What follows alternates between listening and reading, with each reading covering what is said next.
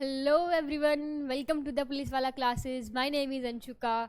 सो आज है 21 अगस्त। सो आज की करंट अफेयर्स हम पढ़ेंगे बेसिकली। एंड सॉरी आपके सर वापस से नहीं आ पाई, मतलब मैंने कहा ना उनकी ड्यूटी आ रखी है, तो वो आएंगे, जल्द आएंगे, आपसे इंटरेक्ट करेंगे। तब तक के लिए उन्होंने जो काम है वो मेरे को सौंपा हुआ है। और आपको पता है हम तो अच्छे से काम है वो कर ही रहे हैं, और क्वेश्चंस तो हम कर ही रहे हैं, साथ में जितने भी उसके इंपॉर्टेंट चीज़ें हैं वो भी हम डिस्कस करते हैं। So without wasting any time let's start the class. तो सबसे पहला जो क्वेश्चन है हमारे पास, पहला जो प्रश्न है उसको देख लेते हैं। आई होप आपको दिख रहा होगा अच्छे से। मैं थोड़ा जूम जूम इन होता है, जूम आउट होता है, जो भी हो वो मैंने कर दिया है। ठीक है, चलिए क्वेश्चन नंबर 1 पढ़ते हैं। अगस्त 2023 में निकारागुआ में भारत के अगले राजदूत के रूप में किसे नियुक्त किया गया है? तो पहले कुछ एक दो टर्म्स है, पहले उसके बारे में जानेंगे। देखो, अगस्त 2023 में निकारागुआ, सबसे पहले बताना चाहिए कि ये चीज़ है क्या। तो ये कंट्री का नाम है निकारागुआ, जो कि सेंट्रल अमेरिका में है। कहाँ पर है? सेंट्रल अमेरिका में है। ठीक है। भारत के अगले राजदूत, राजदूत का मतलब होता है एम्बेसडर, के रूप में किसे नियुक्त किया गया है? मतलब 2023 में जो ये कंट्री है सेंट्रल अमेरिका की, उसमें एक एम्बेसडर नियुक्त किया गया है, अपॉइंट किया गया है, वो भारत से किया गया है। तो उसका नाम क्या है? तो उसका नाम है हमारे पास सुमित सेठ, मतलब option number B is the correct answer. Sumit Seth ji को निकारागुआ के एम्बेसडर के रूप में नियुक्त किया गया है, जो कि कहाँ से है? भारत से। इसके बारे में कुछ फैक्ट्स जान लेते हैं, कुछ इंपॉर्टेंट फैक्ट्स अगर होंगे तो। निकारागुआ में भारत के अगले राजदूत के रूप में सुमित सेठ को नियुक्त किया गया है। ओके, ये समझ में आ गया है। उन्हें पनामा में निवास के साथ निकारागुआ में भारत के अगले राजदूत के रूप में मान्यता दी गई है। मतलब जो सुमित सेठ जी है, इनको निकारागुआ में राजदूत के साथ साथ जो पनामा नाम का देश है उसमें मतलब रेजिडेंसी भी दी गई है, उन्हें निवास भी दिया गया है, मतलब रेजिडेंसी मिली है। क्वेश्चन ये भी आ सकता है कि पनामा में रेजिडेंसी मतलब निवास स्थान किसे दिया गया है? भारतीय किस व्यक्ति को? तो सुमित सेठ जी को। फिर सुमित सेठ जी को किस देश के अंदर रेजिडेंसी मिली है, दी गई है? तो वो है पनामा। ओके, अगले पॉइंट के बारे में देखते हैं। भारत और निकारागुआ के बीच द्विपक्षीय संबंध मार्च 1983 में स्थापित हुए थे। मतलब दोनों देशों के बीच संबंध कब स्थापित हुए थे? 1983 में। ठीक है।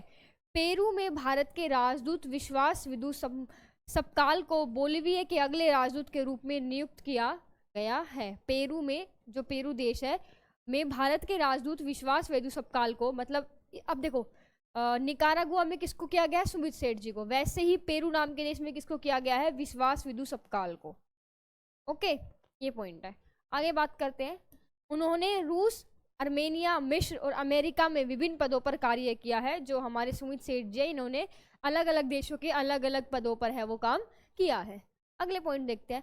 सबकाल ने नवंबर 2015 में नई दिल्ली में निदेशक IAFS के रूप में भारत अफ्रीका फोरम शिखर सम्मेलन में विशेष कार्य किया है। ठीक है, जो ये सबकाल जी है, सबकाल जी मतलब विश्वास विदु सबकाल जी, जो कि अभी फिलहाल पेरू के एम्बेसडर है, उन्होंने 2015 में नई दिल्ली में निदेशक के रूप में इन्होंने काम में कार्य है वो किया था। तो ये क्वेश्चन था, इंपॉर्टेंट चीज सुमित सेठ जी के बारे में थी, और विश्वास विदु सबकाल के बारे में थी। कुछ पेरू नाम का देश आपको याद रखना है, निकारागुआ नाम का देश आपको याद रखना है, और साथ में पनामा में निवास वाली चीजें आपको याद रखनी है। चलते हैं नेक्स्ट क्वेश्चन की तरफ। चलते हैं नेक्स्ट क्वेश्चन की तरफ।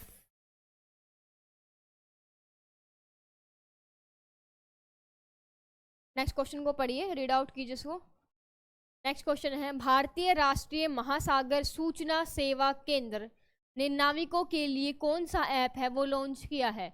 मतलब भारतीय राष्ट्रीय महासागर, मतलब जो एक संस्थान मान लो, भारतीय राष्ट्रीय महासागर ने सूचना सेवा केंद्र ने स्पेशली नाविकों के लिए क्या किया? एक ऐप लॉन्च किया है। ठीक है, उस ऐप का नाम क्या है? उस ऐप का नाम है समुद्र। उस ऐप का नाम है समुद्र। काफी इंपॉर्टेंट क्वेश्चन है, क्योंकि ऐप से रिलेटेड क्वेश्चन है वो बेसिकली आ जाता है एग्जाम में। कुछ पॉइंट्स जान लेते हैं इसके बारे में। हाल ही में भारतीय राष्ट्रीय महासागर सूचना सेवा केंद्र, मतलब INCOIS, ठीक है, ने नाविकों और मछली पकड़ने वाले समुदायों के लिए समुद्र समुद्र नामक एक नया मोबाइल एप्लीकेशन लॉन्च किया है। यह एक अत्याधुनिक ऐप है, मतलब मॉडर्नाइजेशन का है, मतलब आज की जनरेशन का बेसिकली ऐप है, जो उपयोगकर्ताओं को उनकी सुरक्षा और मछली पकड़ने वालों के संचालन में समुद्री क्षेत्र में नेविगेट करने में मदद करता है। इसका मतलब है, मान लो एक मछुआरा है जो कि मतलब मछली वगैरह पकड़ता है, तो वो कहीं समुद्र के आसपास कहीं जा रहा है, बट ऐसा तो ना कि काफी बड़ा होता है समुद्र, ठीक है, नहीं तो कौन से किनारे पे है वो इंसान। तो बेसिकली जो ये ऐप है उनकी लोकेशन से, उनको जो समुद्र नाम का ऐप है बेसिकली लोकेशन से उनको नेविगेट करता है, मतलब उनकी लोकेशन का बेसिकली पता लगाता है। तो समुद्र नाम के ऐप का ये काम है, ठीक है। भारतीय राष्ट्रीय महासागर सूचना सेवा केंद्र को 1999 में पृथ्वी विज्ञान मंत्रालय के तहत एक स्वायत्त निकाय के रूप में स्थापित किया गया था। मैंने कह रखा है जो भारतीय राष्ट्रीय महासागर सूचना सेवा केंद्र है 1999 में स्थापित किया गया था। किसके द्वारा? पृथ्वी विज्ञान मंत्रालय के द्वारा।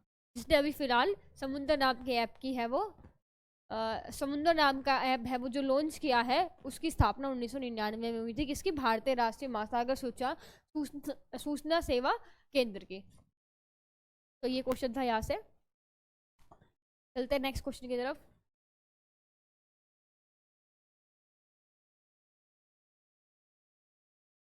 चलते हैं नेक्स्ट क्वेश्चन की तरफ। नेक्स्ट इंपोर्टेंट क्वेश्चन की तरफ बढ़ते हैं। अगस्त 2023 में एथलेटिक फेडरेशन ऑफ इंडिया के प्रमुख ब्लैंक विश्व एथलेटिक उपाध्यक्ष चुने गए हैं। मतलब अभी फिलहाल में जो एथलेटिक फेडरेशन ऑफ इंडिया है उनके जो प्रमुख थे ना, मतलब एक गेम है, मतलब ये बेसिकली एथलेट मतलब एक संस्थान मान लो, उसके जो प्रमुख थे ना वो फिलहाल किस में चुने गए? विश्व एथलेटिक उपाध्याय, मतलब पूरे वर्ल्ड के एथलीट्स के रूप के उपाध्याय के रूप में चुने गए। तो वो कौन है? वो है आदिले सुमारीवाला। आदिले सुमारीवाला। तो बेसिकली विश्व जो एथलीट्स होते हैं ना, मतलब उपाध्याय कितने होते हैं? 4 होते हैं, और उसमें से एक है वो चुना गया है भारत से। ओके। और अगर बात करें वोट्स के, तो इनको सबसे ज़्यादा 3rd नंबर की वोटिंग हुई है। 3rd नंबर की वोटिंग इनको मिली है। ओके, कुछ पॉइंट्स डाल लेते हैं इसके बारे में। चलिए, आदिले सुमारीवाला को विश्व एथलेटिक्स के 4 उपाध्यक्षों में से एक के रूप में चुना गया है, जो कि वैश्विक ट्रैक और फील्ड शासी निकाय में किसी भारतीय द्वारा आयोजित सर्वोच्च पद है। कहा 4 में से एक को चुना गया, जो कि हमारे इंडिया के लिए काफी गर्व की बात है। ये कह रखा है। भारतीय एथलेटिक्स महासंघ AFI, AFI की फुल फॉर्म क्या होती है? AFI की फुल फॉर्म क्या होती है? Athletics federation of India. Okay, ये इसकी फुल फॉर्म होती है। भारतीय एथलेटिक्स महासंघ के अध्यक्ष 65 वर्ष से सुमारीवाला, एज कितनी है? 65 वर्ष। इंपॉर्टेंट पॉइंट है ये भी। तो हंगरी के बुडापेस्ट में हुए WUA चुनाव के दौरान डाले गए तीसरे सबसे अधिक वोट हुए, जो कि मैंने आपको बताया 3rd रैंकिंग मिली है इनको, मतलब वोट में, ठीक है। वह 4 साल का कार्यकाल पूरा करेंगे। इनका टाइम पीरियड कितना है? 4 इयर्स, ठीक है। आगे चलते हैं। सुमारीवाला एक पूर्व ओलंपियन है, पहले से गेम्स मतलब पूर्व ओलंपियन है, जिन्होंने मॉस्को में 1980 के ग्रीष्मकालीन ओलंपिक में 100 मीटर में भाग लिया, ठीक है। वह 2012 से AFI के अध्यक्ष हैं। AFI वही है, ठीक है, एथलेटिक्स फेडरेशन ऑफ इंडिया के अध्यक्ष है, और 2015 से WUA परिषद के सदस्य है। मतलब देख रहे हो, Indian federation athletic federation of India के तो अध्यक्ष है ही, साथ में WUA के परिषद के सदस्य भी है। ओलंपियन तो रह चुके हैं 1980 में, जिन मॉस्को में इन्होंने हराया था, मतलब भाग लिया था बेसिकली ग्रीष्मकालीन ओलंपिक में, और 3rd नंबर के वोट इनको मिल गए, और अभी तो ये उपाध्यक्ष बन चुके हैं। कहाँ के? विश्व एथलेटिक्स के। इतनी चीजें हासिल कर रखी है, और तुम सबसे एक एग्जाम नहीं निकलता। जब तक कुछ नहीं करना, जब इस इंसान ने इतने सारे कर रखे हैं, तो हमें सिर्फ एक एग्जाम निकालना है, सिर्फ एक एग्जाम, और कुछ नहीं करना। बेसिकली इतना नहीं है कि उसमें ये करना पड़ता है, अरे कुछ नहीं करना, सिर्फ पढ़ना है, और ज़्यादा नहीं, सिर्फ 4-5 घंटे पढ़ लो, दिन के एग्जाम ऐसे निकल जाएंगे। बट बस वो चीज़ है कंसिस्टेंटी के साथ, और मेरे को पता है कंसिस्टेंट तो आप बचपन से हो ना, तो हो जाता है यार। मतलब नेक्स्ट क्वेश्चन की तरफ चलते हैं। यार मैंने आपको इसकी इमेज दिखाना चाह रही, बट आप खुद एक बार देख लेना, गूगल कर लेना किस चीज़ की। देखो, भारत के पहले 3D printed post office building का उद्घाटन किस शहर में किया गया? तो बेसिकली मैं आपको 3D प्रिंटेड पोस्ट ऑफिस की बिल्डिंग एक बार दिखा देती हूँ, अगर मिली तो यहाँ पे। अगर मैं आपको इसकी इमेजेस दिखाना चाहती थी, 1 मिनट रुको। हाँ 3 कहाँ है, 3D पोस्ट ऑफिस इमेजेस। ये ना 3D पोस्ट ऑफिस बनाया गया है इंडिया में, India's first.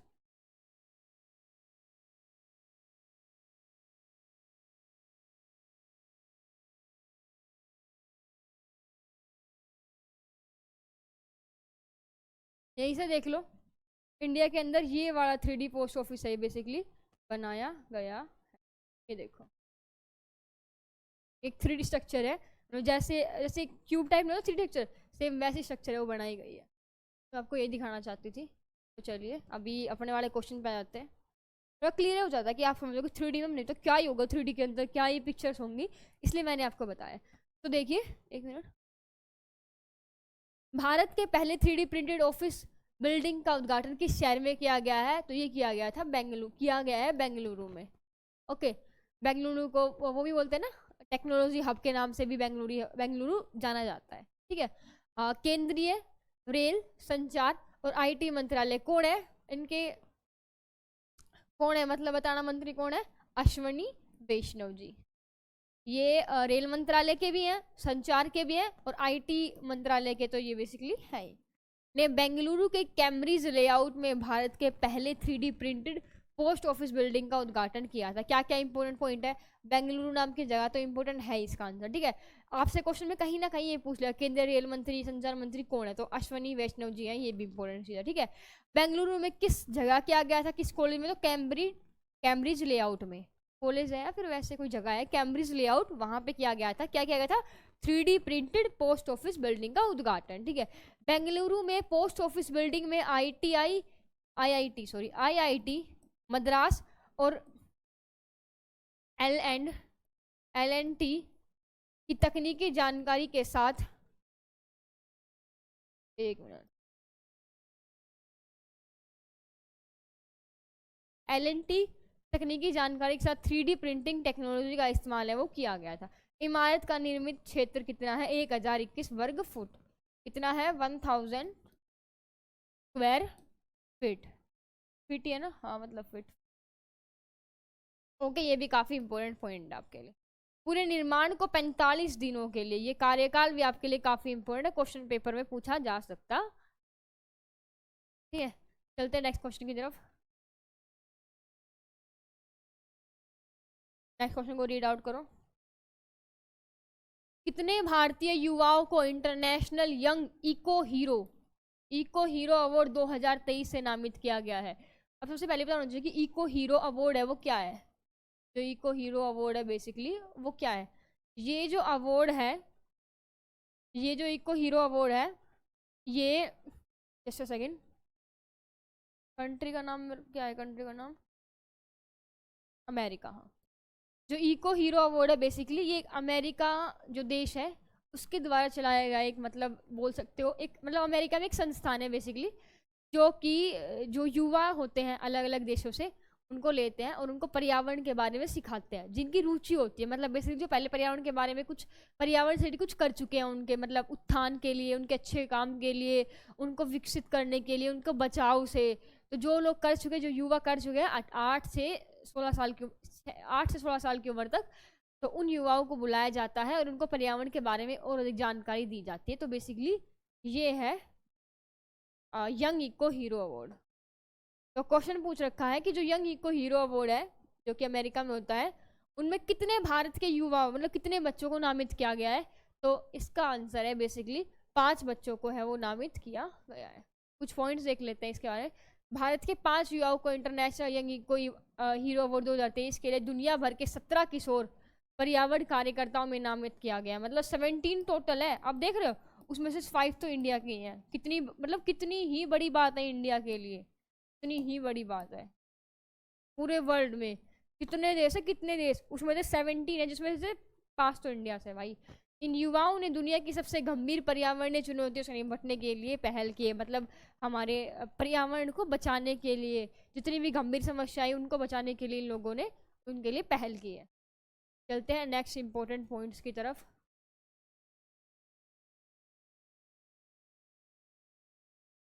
International young eco hero awards program 8 से 16 वर्ष, ठीक है। एज याद रखना, क्वेश्चन पूछा जा सकता है एज से भी। वर्ष की आयु के उन किशोरों को मान्यता देता है जिन्होंने सबसे महत्वपूर्ण पर्यावरणीय मुद्दों को हल करने की दिशा में प्रयास। जिन युवा पर्यावरण योद्धाओं को उनके प्रयासों के लिए अमेरिका में स्थित है गैर लाभकारी संगठन एक्शन फॉर नेचर द्वारा मान्यता दी गई है। मेरठ से ईहा दीक्षित, बेंगलुरु से मान्या हर्ष, नई दिल्ली से निर्वाण सोमानी और मन्नत कौर, और मुंबई से करवन रस्तोगी। ये 5 बच्चों के नाम है। नाम तो नहीं पूछेगा बेसिकली आपसे, बट ये पूछेगा संख्या कितनी है, क्या है ये यंग इको प्रोग्राम, कौन से देश ने किया है, एज ग्रुप कितने एज ग्रुप के बच्चों को लिया गया, तो बेसिकली ये चीजें आपसे पूछेगा। चलते हैं नेक्स्ट क्वेश्चन की तरफ चलते हैं। नशा मुक्त भारत अभियान के अंतर्गत मेरा बंगाल नशा मुक्त बंगाल अभियान किसने शुरू किया, तो ये शुरू किया है हमारे देश की माननीय राष्ट्रपति श्रीमती द्रौपदी मुर्मू जी ने। Option number C is the correct answer. जैसे गुजरात जिस तरीके से ड्राई स्टेट है ना, मतलब वहाँ पे ये शराब वगैरह अलाउड नहीं है, नशा वगैरह करना है, तो उसी तरीके से अभी एक नया अभियान शुरू किया है मेरा बंगाल नशा मुक्त बंगाल। और किससे शुरू किया है, द्रौपदी मुर्मू जी ने। कुछ पॉइंट्स जान लेते हैं इसके बारे में। राष्ट्रपति द्रौपदी मुर्मू ने नशा मुक्त भारत अभियान के तहत मेरा बंगाल नशा मुक्त बंगाल अभियान की शुरुआत है वो की है, ठीक है। ब्रह्मा कुमारी द्वारा मेरा बंगाल नशा मुक्त बंगाल आयोजित किया गया। आज किसके द्वारा किया गया, ब्रह्मा कुमारी द्वारा, ओके। उन्होंने कहा कि केंद्र और राज्य सरकारें इस समस्या पर अंकुश लगाने के लिए विभिन्न पहलुओं पर कड़ी मेहनत कर रही है। मतलब जो हमारी गवर्नमेंट है वो काफी काम कर रही है किसके ऊपर, ये नशा मुक्त बनाने के लिए। द्रौपदी मुर्मू ने कहा कि आध्यात्मिकता, जागृति, चिकित्सा, सामाजिक एकजुटता और राजनीतिक इच्छा शक्ति के जरिए इस खतरे को रोका जा सकता है। मतलब जो फिलहाल ये आजकल नशा वशा बढ़ रहा है, इन सब चीज़ों को रोका जा सकता है किसके द्वारा। मतलब अगर व्यक्ति है वो आध्यात्मिक होगा, उसके अंदर सामाजिक गुण होंगे, एकजुटता होगी, राजनीतिक इच्छा शक्ति होगी, इन सब के द्वारा है इस चीज़ को कम किया जा सकता है। नशा मुक्त भारत अभियान NMBA, ठीक है, 15 अगस्त 2020 को सामाजिक न्याय और अधिकारिता मंत्रालय द्वारा 272 सबसे पिछड़े जिलों में शुरू किया गया था। जो ये नशा मुक्त भारत अभियान है ये 272 डिस्ट्रिक्ट्स में बेसिकली शुरू किया गया था। कब शुरू किया गया था, 15 अगस्त 2020 को। और जो काम है वो प्रोसेसिंग में है। चलते हैं नेक्स्ट क्वेश्चन की तरफ।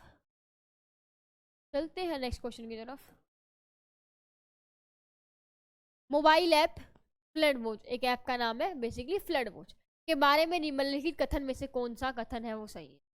ऐप विभिन्न स्रोतों से वास्तविक समय के नदी प्रभाव डेटा का उपयोग करता है, बिल्कुल सही है। जो ऐप है वो अलग अलग सोर्सेज से क्या करता है, वास्तविक समय के नदी प्रवाह डेटा का उपयोग है वो करता है, ठीक है। सेकंड पॉइंट जानते हैं, इसे जल संसाधन, नदी विकास और गंगा संरक्षण विकास द्वारा लॉन्च नहीं, इसे गंगा संरक्षण विकास द्वारा लॉन्च नहीं किया गया है। बेसिकली ये किसके द्वारा लॉन्च किया गया मैम, फिर ये किया गया है केंद्रीय जल आयोग द्वारा, ठीक है। तो नंबर 1 स्टेटमेंट ही वो सही है, तो केवल एक फर्स्ट स्टेटमेंट ही सही है। कुछ पॉइंट्स देख लेते हैं। केंद्रीय जल आयोग किया गया, की अध्यक्षता कुशवेंद्र वोरा ने मोबाइल एप्लीकेशन फ्लड वॉच वो लॉन्च किया है। नेक्स्ट पॉइंट जान लेते हैं, 1 मिनट काम हो रखा स्टूडेंट्स मेरे। यह वास्तविक समय के आधार पर बाढ़ की स्थिति और 7 दिनों के पूर्वानुमान से संबंधित जानकारी प्रदान करती है। जो फ्लड वॉच जो ऐप है ये बाढ़ वगैरह से रिलेटेड ऐप, अगर बाढ़ वगैरह आए तो इसमें पहले ही अपडेट हो जाता है और 7 दिन पहले ही कोई भी मतलब कोई भी पूर्वानुमान कर देता है। मतलब कोई भी घटना हुई, मान लो तूफान आ रहे सब चीज़ें, तो पहले इसके बारे में सचेत कर देता है। ये बेसिकली ये ऐप, ठीक है। इस उपयोगकर्ता अनुकूल ऐप में पठनीय और ऑडियो प्रसारण, मतलब इसे पढ़ा भी जा सकता है, इसमें ऑडियो वाला ऑप्शन में इसमें क्लिक करके हम इसको सुन भी सकते हैं। तो ये चीज़ें इसमें बताई गई है।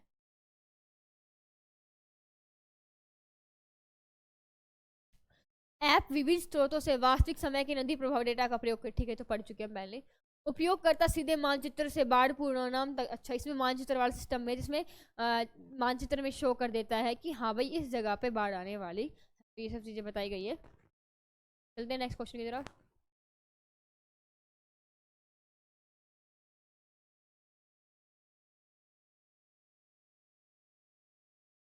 भारतीय रिजर्व बैंक, अच्छा फिर पहले तो पता होना चाहिए कि इसके गवर्नर है वो कौन है। इसके गवर्नर कौन है, बेसिकली शायद इसके गवर्नर शक्तिकांत दास जी। शक्तिकांत दास जी इसके क्या है, गवर्नर है। ठीक है, तो क्वेश्चन है भारतीय रिजर्व बैंक ने बैंकों में जमा अनक्लेम्ड डिपॉजिट्स का पता करने के लिए एक पोर्टल लॉन्च किया है। ठीक है, इन्होंने एक पोर्टल लॉन्च किया है बेसिकली, इसमें अनक्लेम्ड जो डिपॉजिट्स के बारे में, इससे संबंधित, एक मिनट,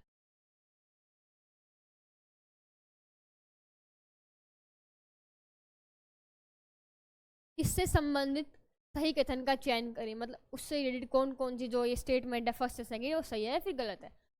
आरबीआई मतलब भारतीय रिजर्व बैंक ने बैंकों में जमा अनक्लेम डिपॉजिट्स का पता लगाने के लिए उद्गम नाम से एक सेंट्रलाइज्ड वेब पोर्टल लॉन्च किया है। बिल्कुल सही ना कहा इन्होंने, उद्गम नाम से इन्होंने एक पोर्टल है वो लॉन्च किया है जिसमें अनक्लेम डिपॉजिट्स का पता लग सकता है।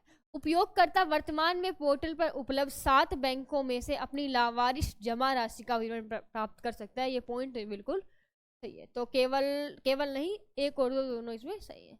कुछ पॉइंट्स देख लेते हैं इंपॉर्टेंट। ठीक है, भारतीय रिजर्व बैंक ने बैंकों में जमा अनक्लेम डिपॉजिट्स का पता लगाने के लिए उद्गम नाम से एक सेंट्रलाइज वेब पोर्टल है वो लॉन्च किया है, जो कि फर्स्ट पॉइंट इन्होंने बता रखा है, जिसकी मदद से कोई भी आम व्यक्ति बैंकों में जमा अनक्लेम डिपॉजिट्स का पता लगा सकता है। मतलब बेसिकली हम भी इस पोर्टल पे जाके जो अनक्लेम डिपॉजिट्स है उसका पता लगा सकते हैं, उद्गम नाम की एक पोर्टल पे जाके। आरबीआई ने बताया कि अभी फिलहाल 7 बैंकों में जमा अनक्लेम डिपॉजिट्स की जानकारी पोर्टल, अभी सिर्फ जो 7 बैंक है, मतलब इसके अंदर कुछ बैंक 7 बैंक होंगे, उसके बारे में जानकारी ले सकते हैं, और टाइम के साथ साथ और जो बैंक है उसमें ऐड हो जाएंगे जिसमें अनक्लेम डिपॉजिट्स का पता हम लगा सकते हैं। उद्गम का मतलब होता है, ये फुल फॉर्म बता रखिए, अनक्लेम, यू का मतलब अनक्लेम, डी का मतलब डिपॉजिट्स, और जी का मतलब गेटवे, और फिर उसका बाद है गेटवे टू एक्सप्रेस इंफॉर्मेशन, तो इसकी फुल फॉर्म है। ठीक है, unclaim deposits gateway to express information. Portal को रिजर्व बैंक सूचना प्रौद्योगिकी प्राइवेट लिमिटेड द्वारा विकसित किया, किसके द्वारा विकसित किया गया है, तो प्रौद्योगिक प्राइवेट लिमिटेड द्वारा। चलते हैं नेक्स्ट क्वेश्चन की तरफ,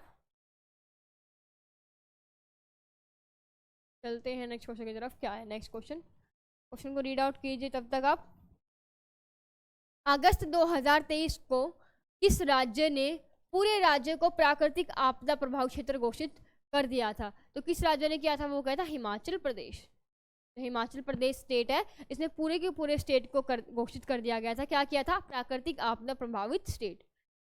पॉइंट्स जान लेते हैं कुछ। हिमाचल प्रदेश सरकार ने पूरे राज्य को प्राकृतिक आपदा प्रभावित क्षेत्र है वो घोषित किया था। ओके, हिमाचल प्रदेश सरकार ने भारी बारिश से हुए भारी नुकसान को राज्य आपदा, मतलब काफी बारिश हो गई थी इसलिए इसको राज्य आपदा घोषित कर दिया। भारी बारिश के कारण मानव जीवन और संपत्ति को हुए नुकसान को देखते हुए पूरी पहाड़ी राज्य को प्राकृतिक आपदा प्रभावित क्षेत्र घोषित कर दिया गया था। ओके, ये पॉइंट भी क्लियर हो गया। हिमाचल प्रदेश को अनुमानित तौर पर 10,000 करोड़ रुपए का नुकसान है वो हुआ था, क्योंकि भारी बारिश हुई थी, काफी फैक्ट्री वैक्ट्री जो भी है, घर वर पेड़ पौधे पहाड़ सब कुछ है वो टूट गया था, मतलब बेसिकली पानी में बह गया था, तो 10,000 करोड़ रुपए का उन्हें नुकसान हुआ था। राज्य में 600 से ज्यादा सड़कें अभी भी बंद है। ठीक है, पॉइंट। चलते हैं नेक्स्ट क्वेश्चन की तरफ।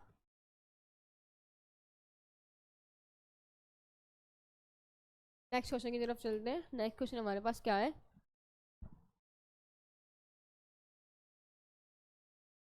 18 अगस्त को भारतीय निशानेबाज ईशा सिंह और ब्लैंक ने ISSF, फुल फॉर्म क्या होती है इसकी, इंडियन शूटिंग, ISSF कुछ इस तरीके की होती है इसकी, कि इंडियन शूटिंग, और F से फेडरेशन होता है, देखते हो, और कुछ कहीं गिवन हो गए तो बता देंगे कल आपकी क्लास में, बता आपको। चलो करते हैं।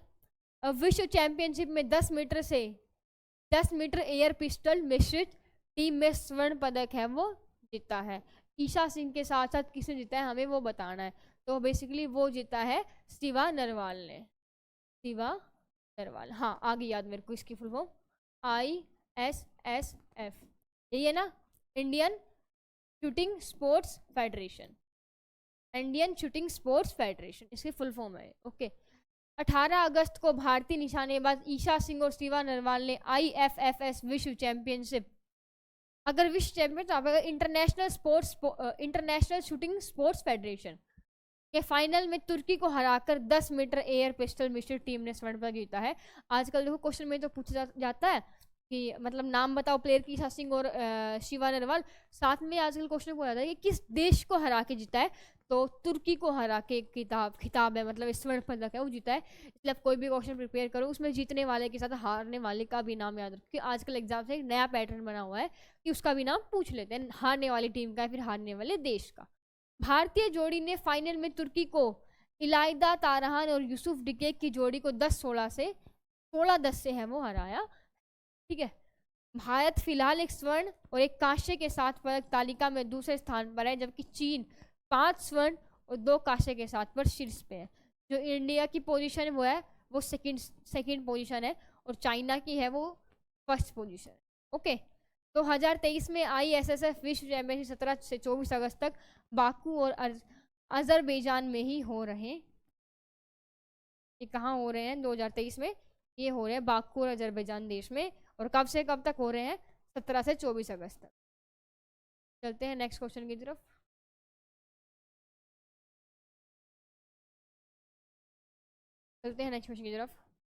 सरकार ने अगस्त 2023 में 32,500 करोड़ रुपए की कितनी भारतीय रेलवे परियोजनाओं की मंजूरी?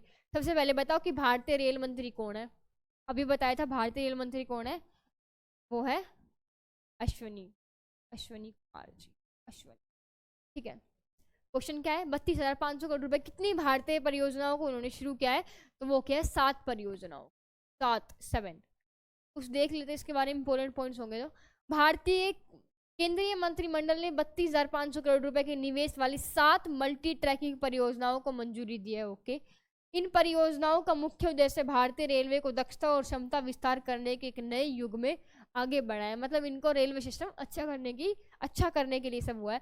ये परियोजना मौजूदा रेल नेटवर्क में 2,339 किलोमीटर जोड़ेगी। ठीक है। इससे कनेक्टिविटी और पहुंच बढ़ जाएगी, मतलब अगर जाहिर सी बात है बजट पेश हुआ है तो कनेक्टिविटी तो बढ़ेगी और साथ में रेलवे का अच्छा सिस्टम हो जाएगा। ये परियोजनाओं आंध्र प्रदेश, बिहार, गुजरात, झारखंड, महाराष्ट्र, उड़ीसा, तेलंगाना, उत्तर प्रदेश और पश्चिम बंगाल राज्यों के 35 जिलों में फैली हुई है। ओके। इंपॉर्टेंट चीज थी, बता दी मैंने आपको। चलते हैं नेक्स्ट क्वेश्चन की तरफ।